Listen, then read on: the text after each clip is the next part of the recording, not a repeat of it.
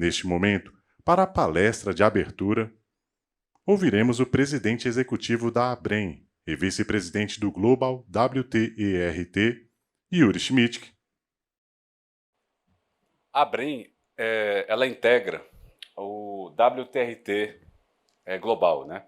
O WTRT ele atua em 26 países, com instituições acadêmicas, com projetos de pesquisa e tecnologia. E eu sou presidente do WTRT Brasil desde 2020, logo quando nós criamos a associação.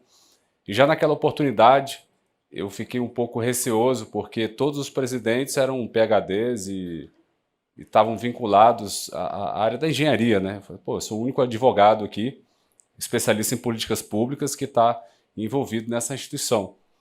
Mas, com o tempo, eu percebi que as discussões mais importantes para que a fonte se desenvolva nos países que o WTRT atua, e que eu tinha muito a contribuir com a instituição.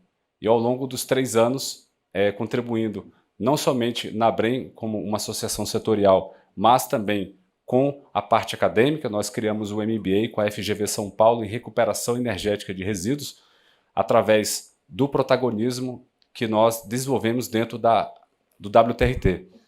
E agradeço aqui nosso assessor legislativo de comunicação, o André Camargo, que foi o idealizador de um núcleo acadêmico dentro da ABREM. O André que teve essa ideia, e quando nós já tínhamos um núcleo acadêmico com bastante profissionais especializados, contando também com a Maria Luísa, que está aqui conosco, que estudou no Politécnico de Milano com o Consone, um dos maiores especialistas e presidente do WTRT da Itália. Nós tivemos ali esse núcleo acadêmico, e logo na sequência veio a possibilidade da ABREM integrar o WTRT. Então nós utilizamos essa força de trabalho importantíssima, que são acadêmicos, professores, pesquisadores, para agregar valor, conhecimento à nossa instituição. Então nós lançamos o MBA com a FGV São Paulo, a primeira turma já foi formada, nós estamos agora com a segunda turma abrindo em agosto, e aí acho que talvez daqui 2 semanas devemos estar anunciando essa segunda turma. E aí, ano passado eu participei do congresso bianual. O congresso foi adiado várias vezes porque eles queriam fazer ele presencial, por conta da pandemia. Então o primeiro congresso que eu participei ano passado, tive várias reuniões com o Dr. Temeles, toda a equipe do Conselho Global, que são os vice-presidentes, são 5 vice-presidentes, o Werner, da Alemanha, o Reda, do Canadá, o Juan, que era da China, era o vice-presidente da China, e o Dr. Temeles, que foi o fundador e é o presidente emérito da Universidade de Colômbia, Estados Unidos. E com aquela equipe, e também o Dr. Castaldi, que é o presidente do WTRT Estados Unidos.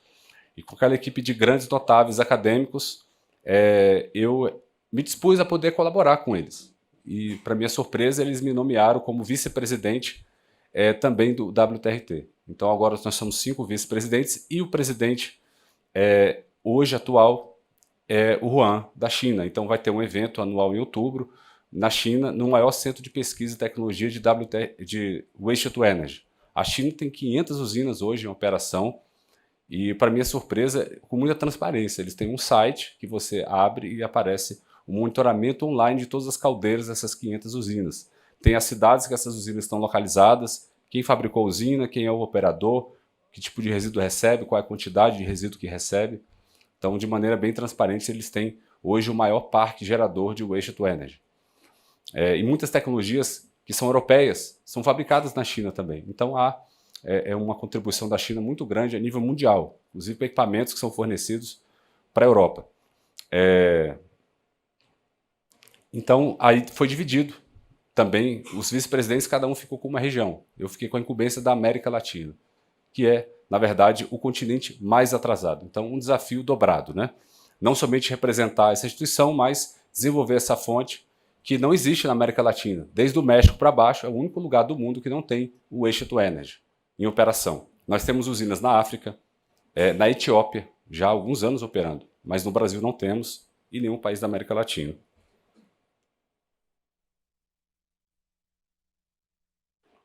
Somos associados da ISWA, International Solid Waste Association, participamos do Energy Recovery Working Group, Climate Change, Communication, representando a ABREM e participando dessas discussões importantes a nível mundial dessa associação. Também somos associados na Associação Alemã de Gestão de Resíduos, BDE. Esses são os associados da ABREM. Hoje estamos com quase 50 associados, ainda tem mais alguns que estão para entrar na ABREM nesse mês, e representamos aí basicamente 80% do CDR, combustível derivado de resíduos, que vai para o coprocessamento, que é produzido a partir de resíduos industriais, o processo de blend, blendagem.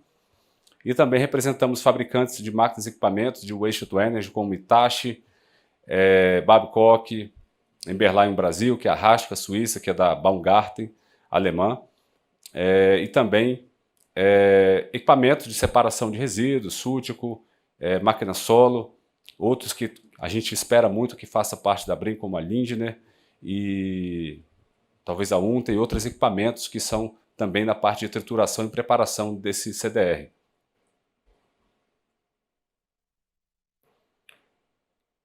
Destaco também, pessoal, nós estamos envolvidos em todos esses objetivos do desenvolvimento sustentável. Eu queria destacar apenas dois aqui, por conta do tempo. Saúde pública. O Brasil gasta 5,5 bilhões por ano no tratamento de saúde decorrente da má gestão do lixo urbano. Um país que tem uma gestão sustentável integrada, ou seja, que recicla e faz a valorização energética de resíduos, que não enterra nada, apenas resíduos inertes, esse gasto praticamente não existe. Eu vou dar um exemplo: os países nórdicos, Alemanha, Suíça, Áustria, Dinamarca, Finlândia, esses países não têm esse gasto. Países Baixos, são países que eliminaram os aterros sanitários do mapa. E isso é extremamente importante. Você conseguir reduzir a participação de resíduos que têm emissões líquidas, chorume, lixiviado e efluentes, que é o gás de efeito estufa e outros contaminantes. São mais de 100 contaminantes que saem de aterros sanitários. E tudo isso é evitado, porque essas usinas têm controle de emissões atmosféricas, com filtros sofisticados que vocês vão poder acompanhar amanhã no painel da Hitachi e da Babcock, de maneira muito precisa, e também hoje com a Emberlein Brasil, que faz o tratamento do lodo do esgoto, tratamento térmico. Então, essas tecnologias elas mitigam muito o gasto com a saúde pública. Também protegem os recursos hídricos. Não há contaminação de recursos hídricos com recuperação energética. Tudo isso é evitado de acontecer, e o Brasil, 40% do nosso lixo está contaminando lençóis freáticos, infelizmente. Brasília é o pior exemplo. A 15 quilômetros do Palácio Planalto, nós temos ali o lixão da estrutural. A gente tapou com material de construção o lixão, mas ele está lá ainda. São muitos metros de lixo depositado, que possivelmente ainda vai contaminar o reservatório de Santa Maria, que é onde a água que vai para as áreas nobres de Brasília, plano piloto. Olha que desastre ecológico que a gente causou em Brasília. Segundo maior lixão do mundo, e acho que maior da América Latina, quando encerrado em 2018. Teve maiores, é claro, no mundo, mas quando foi encerrado em 2018, ele tinha essa classificação de ser um dos maiores do mundo. E uma vergonha nacional. E logo em Brasília, a capital, uma capital que tem subsídios da União Federal, que já poderia ter resolvido esse problema há mais de 30 anos, inclusive com a recuperação energética de resíduos. E destaco também, como a gente viu nas ODSs, consumo e produção responsáveis. A recuperação energética está dentro do conceito de economia circular. Muitas pessoas discutem economia circular sem entender o que exatamente significa. Economia circular é você manter na cadeia produtiva o material o maior tempo possível. Você reaproveitar, reciclar, reutilizar. E aquilo que não pode ser passado por esse processo, que é o não reciclável, a fração não reciclável, não é para ir para o aterro, é para gerar energia. Isso é economia circular também. No plano de ação do Tratado de Economia Circular da União Europeia, de 2015, que entrou em vigor em 2020, consta que preferencialmente deve-se gerar energia a partir dos resíduos antes de depositar em aterros, porque é um valor energético que é perdido, é desperdiçado. E se você não gerar ali, você vai gerar com outra fonte. O Brasil ainda gera energia através de carvão, diesel, gás natural. É melhor, tem menos emissões e menos dano ao meio ambiente gerar a partir de resíduos, dadas as tecnologias atuais que classificam a recuperação energética como uma energia limpa e renovável na fração orgânica. Então, Esse é o contexto que eu queria colocar para vocês dos ODS. Bom, e aqui o problema da gestão no Brasil, eu já tinha pontuado um pouco, né? Vocês percebem, de 2010 para 2019, de 43% dos lixões passou para 40%, agora foi para 39%, mas o problema se mantém, né? Os lixões existem e precisam ser tratados. Eu já dei mais ou menos um recado como é que a gente resolve esse problema, né? Contratos. Não tem esse negócio de pegar dinheiro da União e falar vamos encerrar lixões ali na praia porque é bonito. Não, isso não resolve. Você encerra o lixão aqui e amanhã o cara abre um do lado. O município ele tem que ter capacidade financeira e isso acontece a partir de contratos de longo prazo, estruturações, estudos que devem ser desenvolvidos. Aqui nós temos a meta do Planares, o Plano Nacional de Resíduos Sólidos. Ele prevê acabar com os lixões a aterro controlados até 2024, 40%. Então, do lixo tem que ter uma nova destinação. Infelizmente, isso não vai acontecer. Pouco se fez para acabar com os lixões e aterros controlados. Aí temos também a questão de desvio de 20% de orgânicos. Também não se fez nada a respeito disso. Sabe-se que para desviar orgânicos, a tecnologia mais eficiente é a incineração, né? Hoje você pode incinerar até 50% de orgânico numa usina, como acontece em muitas usinas na China e no mundo inteiro. Então não há um problema de poder calorífico, como alguns propagam por aí, né? Tem tecnologia que resolve todos esses problemas. Então essa meta dificilmente vai ser cumprida. Temos agora também a meta de 994 megas até 2040. Né? Para contratar essas usinas, são 3 usinas por ano de 20 megas. Nós temos aí alguns projetos que podem participar do leilão. Eu vou falar agora. A Brem defende um preço de R$ 740 o megawatt-hora para esse leilão. Agora, claro, hoje há uma complexidade de leilões. Primeiro, por causa da demanda. A geração distribuída está crescendo de maneira assustadora. Né? Vocês têm visto, chegou a 19 gigawatts de potência instalada. E às vezes a gente olha assim nem sabe que esse negócio está crescendo, porque não sai no relatório do Sistema Interligado Nacional. Porque isso aparece como redução de carga. Né? Você coloca o painel solar na sua casa, aparece uma redução de carga lá no sistema de acompanhamento do ONS, Operador Nacional do Sistema Elétrico. Então o Brasil não tem nenhum sistema mais preciso, né, eu digo, para acompanhar o crescimento da geração distribuída. E ela está crescendo de maneira muito rápida. A meu ver, não vai ser difícil a gente conseguir achar demanda para energia nova. Mas a gente vai precisar de capacidade. Capacidade é algo que nós fornecemos. As usinas de Waste to Energy operam 24 horas por dia, 7 dias por semana e param de uma semana, no máximo 15 dias por ano. Manutenção programada que acontece todos os anos. E é isso. É uma usina como uma nuclear. Opera de maneira contínua. Não tem flexibilidade, mas ela entrega energia na base. Isso é importante, porque nós temos energias renováveis que não entregam energia na base. Não tem sol à noite e venta menos de dia, venta mais à noite. E tem hora que não venta. Né? Se você olhar uma curva de vento, ela fica subindo e descendo a 0 e 100% o tempo inteiro. Então, em muitos lugares. Outros lugares tem venta um pouco mais, né? Depende do local. Mas o fato é esse. Essa intermitência das renováveis, ela precisa de uma complementariedade. E aí que entra o papel do biogás, da biomassa e também das térmicas, gás, carvão, óleo e por aí vai. E hoje há uma importância muito grande, porque nós não fornecemos energia elétrica. A solução do Waste to Energy é uma solução de saneamento. Se nós olharmos para o preço da energia, gás natural sempre vai ser mais barato, biomassa vai ser mais barato, biogás vai ser mais barato. Mas se nós olharmos os custos evitados, aí há uma importância muito grande.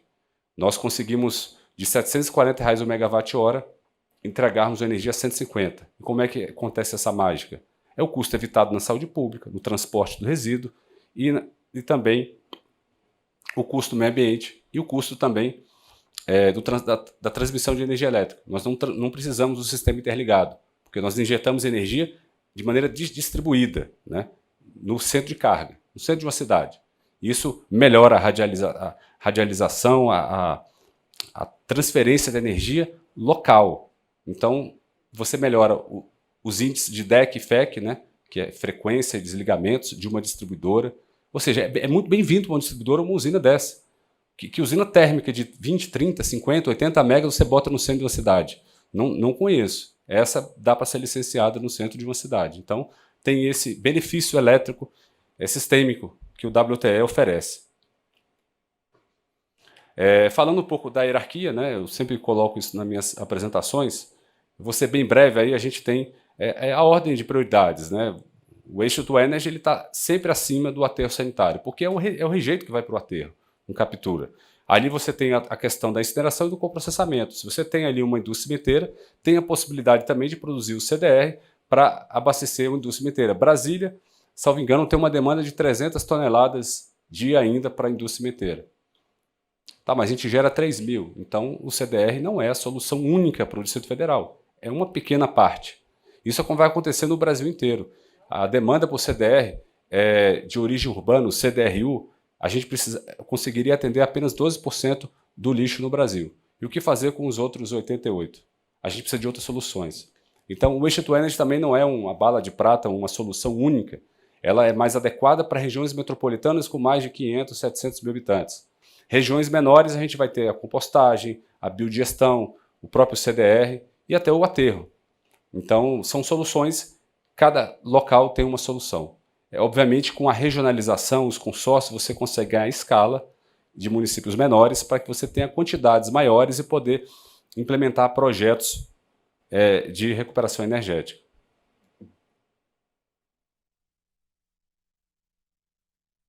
Aqui é um gráfico, né, um esquema que mostra exatamente como é que é a hierarquia. Né? Você tem ali os resíduos secos que passam por um processo de triagem da coleta seletiva, vidro, papel, metais, plástico. É claro que boa parte desses materiais não são recicláveis. E aí isso vai para o tratamento térmico. Depois nós temos a coleta convencional, o lixo misturado. Isso não é adequado que passe na mão de catadores, está contaminado esse resíduo, causa doenças, problemas, e isso deve ir para um tratamento térmico. Depois tem os materiais orgânicos separados na origem, ceasa, coleta seletiva, poda de árvore, tudo isso pode ir para um biodigestor para gerar energia, biogás ou biometano. E aí você também pode gerar biofertilizante. Depois nós temos aí, no tratamento térmico, de 12% a 15% é gerado escória. A escória são bloquetes de mais ou menos desse tamanho e você pode passar por um processo de tratamento para utilizar como agregado na construção civil e na pavimentação, e até cobertura de aterros. Então você não perde esses materiais, seria uma espécie de reciclagem. Depois a gente vai enterrar mesmo, no aterro classe 1, as cinzas volantes, que é de 3% a 4% em peso e em volume, né, que é o que interessa para um aterro, volume, 1%. Então, é apenas 1% mesmo que você precisa enterrar. E na Europa eles fazem muito agregado com essas escórias. E também você recupera metais, 2% a 3%. A quantidade parece pequena, mas o que você economiza de gás de efeito estufa desses 2% a 3% é um valor enorme, porque você não vai precisar minerar esses metais e fazer a siderurgia e transportar eles de uma unidade para outra. Então imagina o gasto energético que existe no mundo para produzir metais, né? Desde o minério de ferro até chegar na indústria. Então tudo isso é evitado, que você recicla esses metais, que não tem viabilidade de outra forma. Não dá para você separar esses metais de outra forma, a não ser pelo esse processo tecnológico. Aqui está uma foto da cidade de Paris. Vocês veem aí nessa bolinha verde, né? Nós temos 3 bolinhas verdes, são 3 usinas de Waste to Energy. Essas 3 usinas elas fazem todo o aquecimento urbano de Paris. Evita 600 mil toneladas de CO2 equivalente por ano, uma quantidade muito grande. E ficam no centro da cidade, a 2 quilômetros ali da Torre Eiffel, você tem uma usina operando. Estão lá há mais de 20 anos. Tudo quanto é ensaios laboratoriais nas emissões atmosféricas dessa usina já foi feito. E não se detectou nada de anormal, cancerígeno, que pudesse causar qualquer problema com essas unidades. Nós estamos falando de Paris, uma cidade modelo, turística, recebe pessoas do mundo inteiro. E é assim na grande maioria das capitais europeias. Essas usinas ficam no centro das cidades para você reduzir o custo do transporte e aproveitar até para o aquecimento. Então o Brasil segue num excelente caminho em adotar essas tecnologias para a gestão do lixo urbano.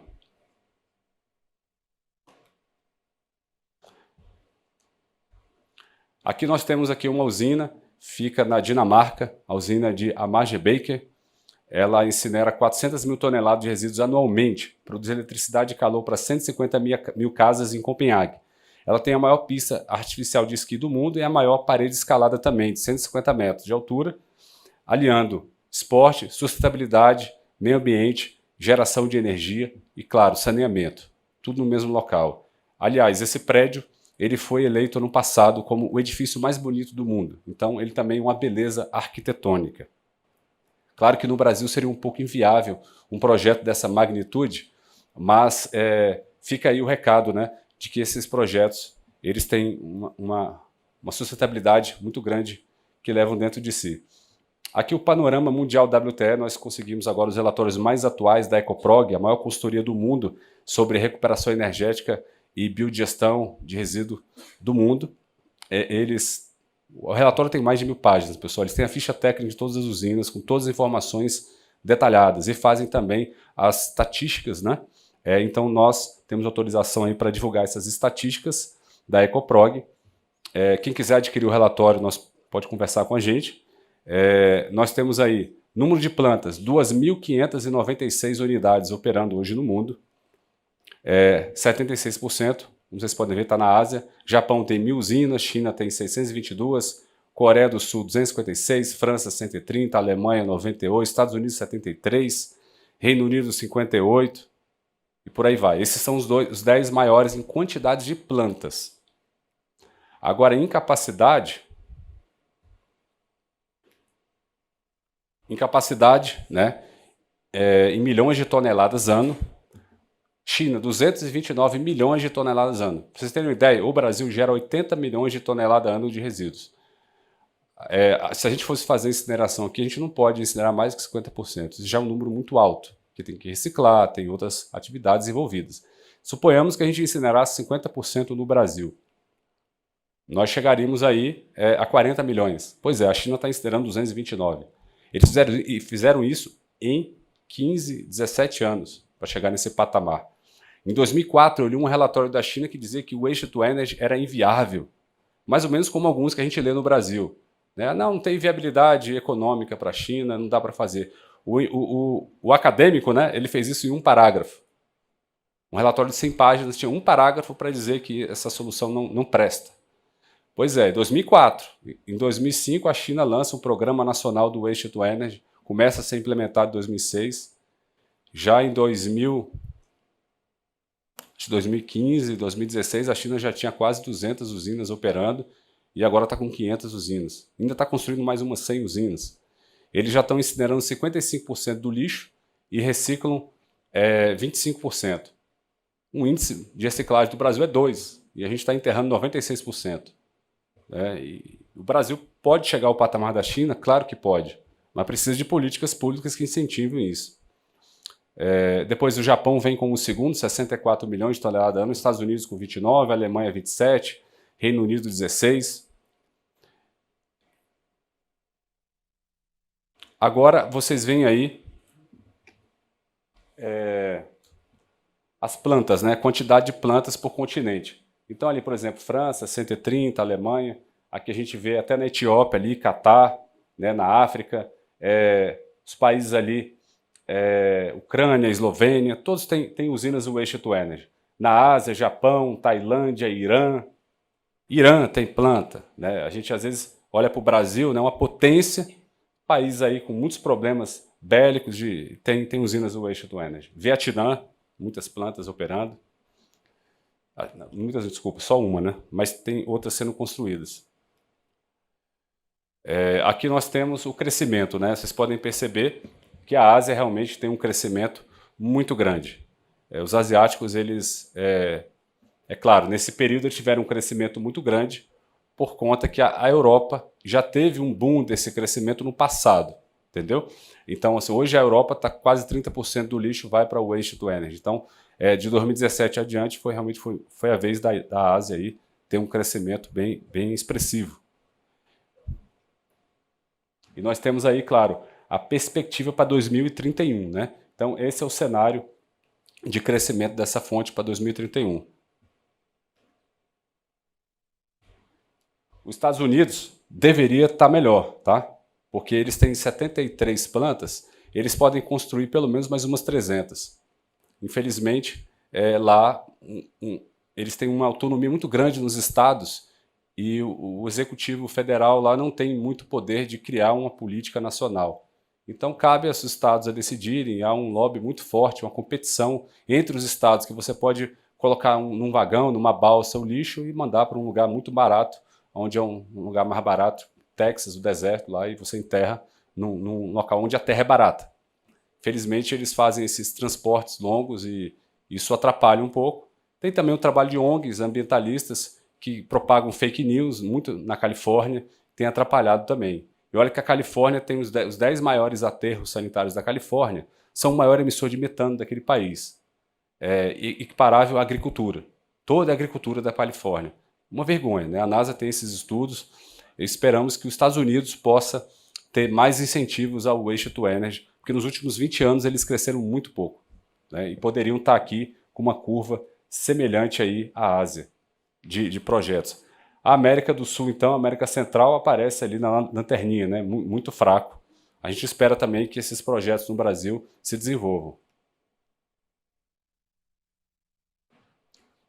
Antes a gente nem aparecia aqui, tá, pessoal? Esse é um trabalho da Brem. A gente subsidiou eles com os projetos, por isso que a gente já aparece no relatório. Antes nem aparecia. Depois nós temos aqui volumes de investimentos, né? Nós temos aí em milhões de euros, né? 18 milhões de euros ali para 2021, prospectados quase 18 milhões. Depois esse valor até 2031 cai um pouco, mas vocês podem perceber, né? Nós estamos falando aqui de 120 bilhões de reais de investimentos, 100 bilhões de reais, 80 bilhões de reais de investimentos todos os anos. É um mercado robusto, é muito investimento. O Brasil precisa fazer parte dessa história. Aqui o mercado de construção de plantas até 2031. Então a gente vê aí realmente a Ásia com um crescimento bastante forte, né? Em capacidade.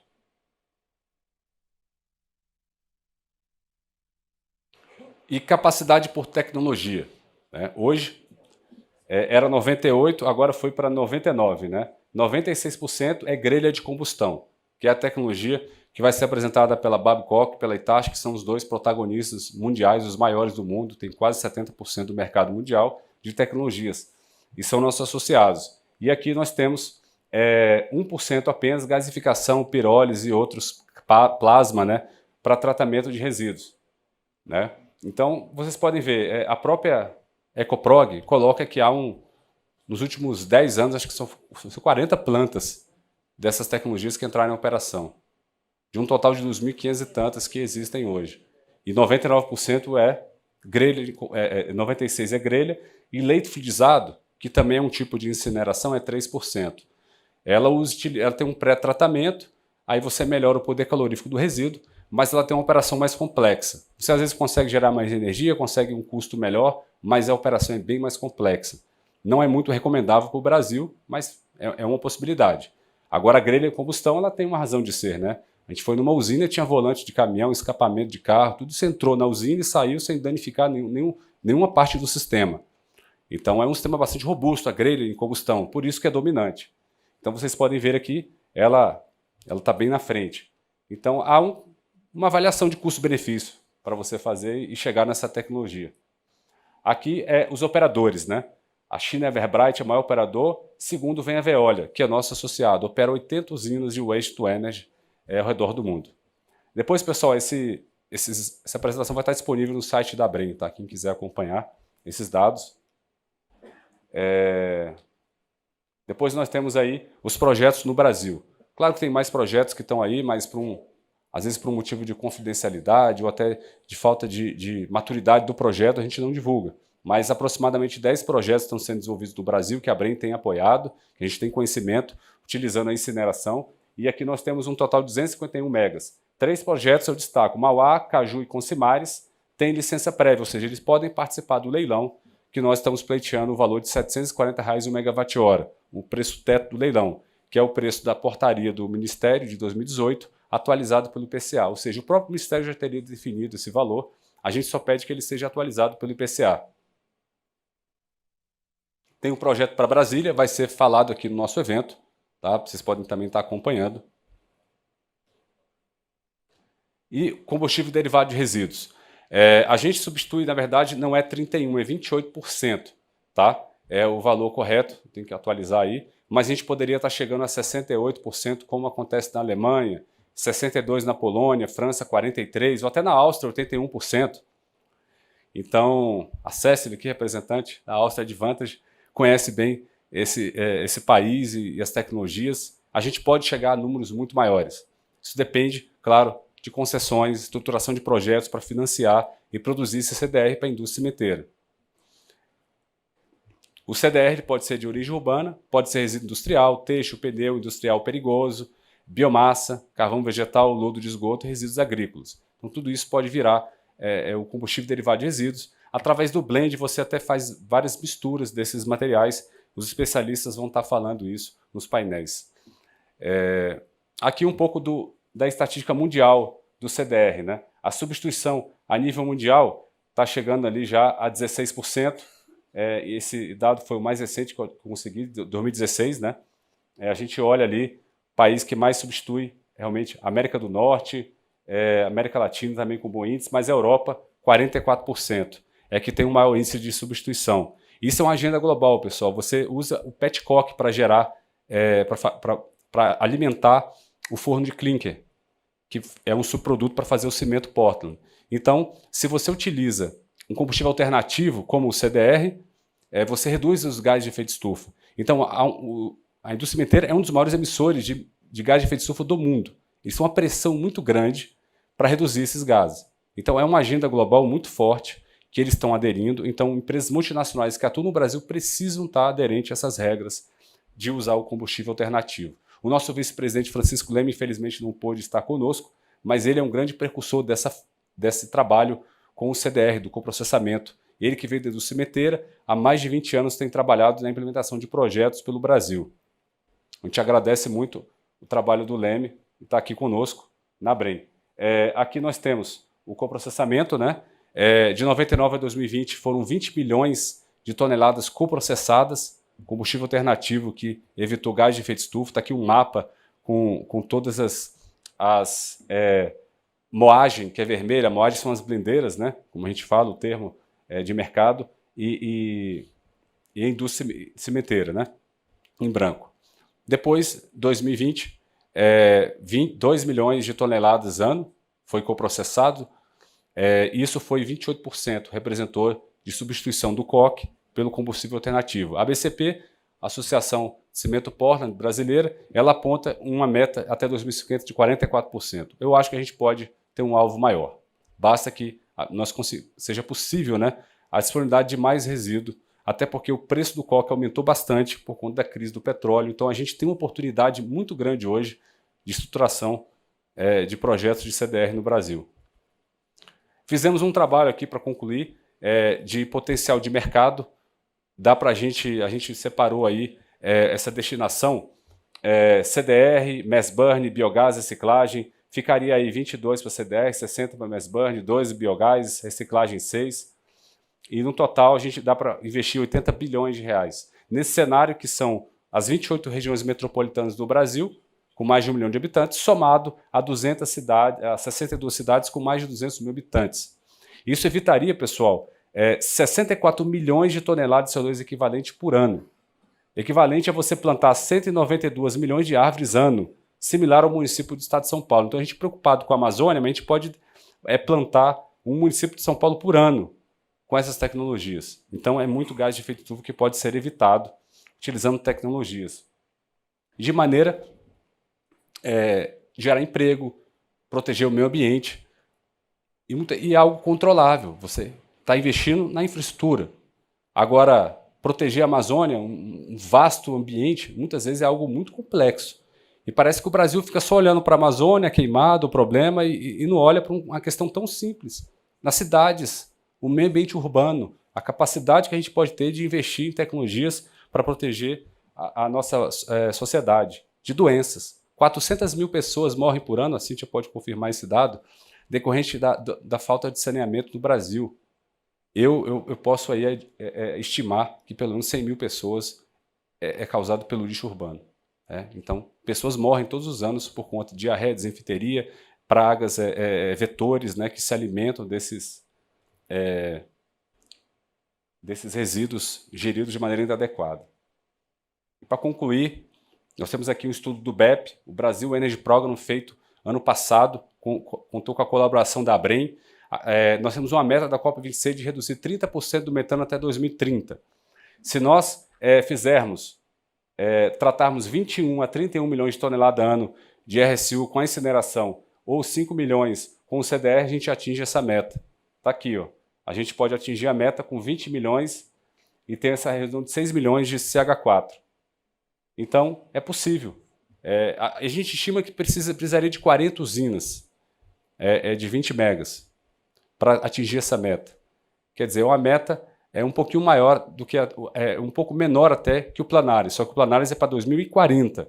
Então, se a gente conseguir uma meta maior do que o Planares, contratando 100 megas por ano, a gente atinge a meta da COP 26. A gente não precisa penalizar o agro. O Brasil precisa produzir alimentos para movimentar a economia. E a gente está desperdiçando energia e poluindo o meio ambiente e perdendo essa oportunidade, inclusive, de gerar crédito de carbono com esses projetos, que reduz o custo e pode beneficiar, inclusive, os municípios desses projetos. Obrigado, pessoal.